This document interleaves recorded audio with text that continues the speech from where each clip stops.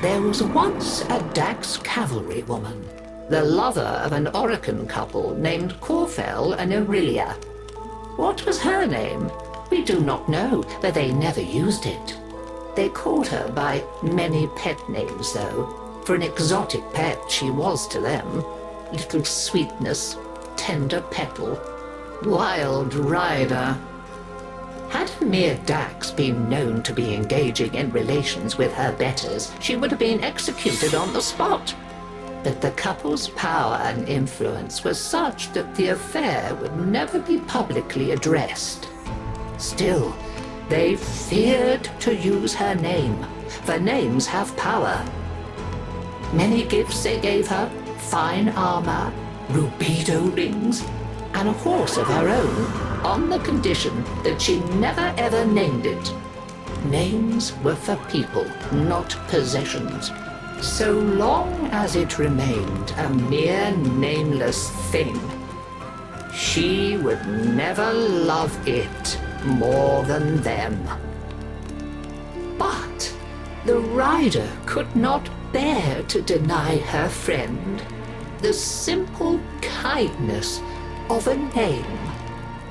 So she whispered into its ear, "You are Racconto, freshness after rain."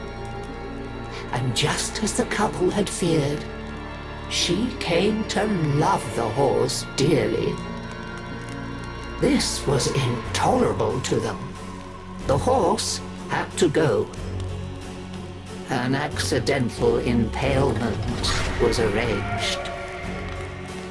But fate played a cruel trick, and both rider and horse were impaled. Corfel and Aurelia hastened to her side. Ignoring the dying horse, they fretted over their lover as she coughed blood. Continuity was out of the question. In desperation, they turned to a certain expert and pleaded with him to let her live forever. He returned the rider to them, transformed to a warrior of living steel.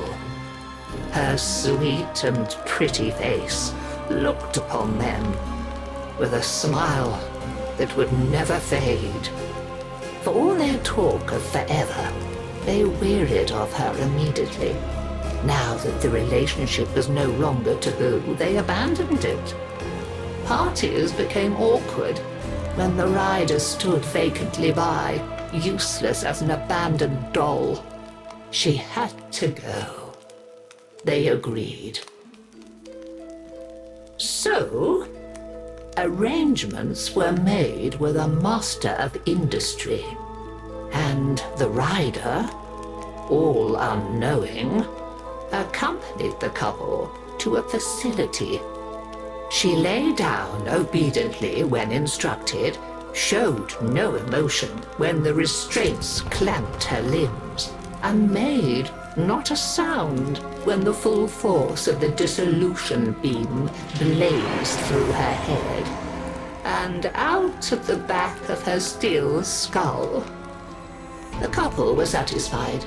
Their sentimental mistake was dead, and furthermore, the smiling doll's face was erased. Now they could erase it from their memory. I doubt I need to tell you what faceless thing clambered jerkily from the facility's waste disposal heap in the still of a Naberus night. How she sought for her Dax Nakana and found only the overseer's whip blade. Confused, vacant, she wandered. Why was she alone? Where was her loyal Rakali? She raged deep into despair and memory, and summoned up a ghost horse to run alongside her on the night winds. Now, at least, she was no longer alone. She groped for other memories, came up with hands overflowing with betrayal.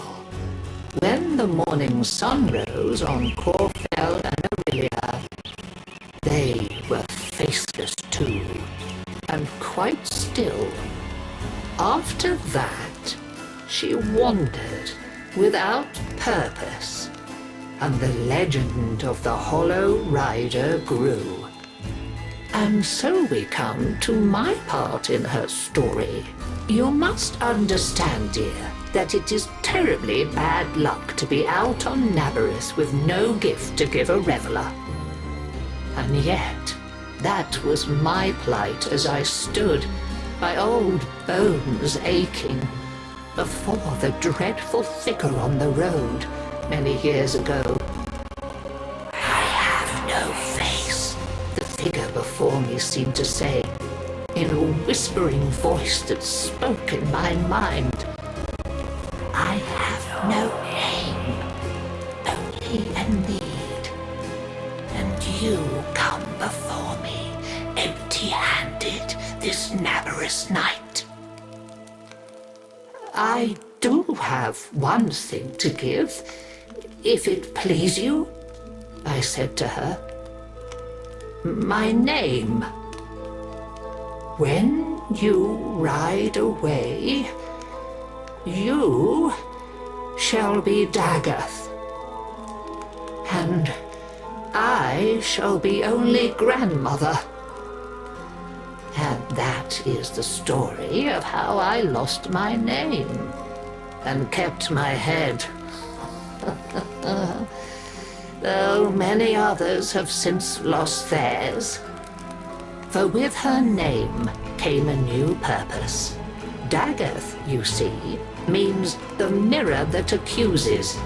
They say that none can now look into the gulf where once her face was, without their own sins rising to accuse them, and a swift, sharp sentence following.